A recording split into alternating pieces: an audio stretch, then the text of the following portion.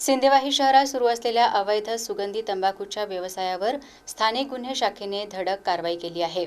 आझाद चौक परिसरात असलेल्या एका गोदामावर धाड टाकून पोलिसांनी सुमारे 2,84,845 रुपयांचा प्रतिबंधित सुगंधी तंबाखू आणि हुक्का शिसाचा साठा जप्त केला असून या प्रकरणी एका आरोपीला अटक केली आहे।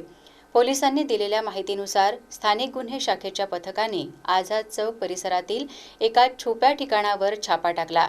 या कारवाईत आरोपीला ताब्यात घेऊन झडती घेतली असता महाराष्ट्र राज्यात प्रतिबंधित असलेला मोठ्या प्रमाणावरील सुगंधित तंबाखूचा साठा मिळून आला। पोलिसांनी हा सर्व मुद्देमाल जप्त केला आहे। या प्रकरणी सिंदेवाही पोलीस स्टेशनमध्ये अन्न सुरक्षा आणि मानके अधिनियम व भारतीय न्याय संहिता 2023च्या विविध कलमान्वये गुन्हा दाखल करण्यात आला आहे। अटक करण्यात आलेल्या आरोपींकडून मिळालेल्या माहितीनुसार या व्यवसायातील मुख्य पुरवठादाराचा शोध घेतला जात आहे। पोलीस अधीक्षक आयुष नोपानी, अप्पर पोलीस अधीक्षक ईश्वर कातकडे यांच्या मार्गदर्शनाखाली स्थानिक गुन्हे शाखेच्या पथकाने ही कारवाई यशस्वीपणे पार पाडली। या कारवाईमुळे अवैध व्यवसाय करणाऱ्यांचे धाबे दणाणले आहेत।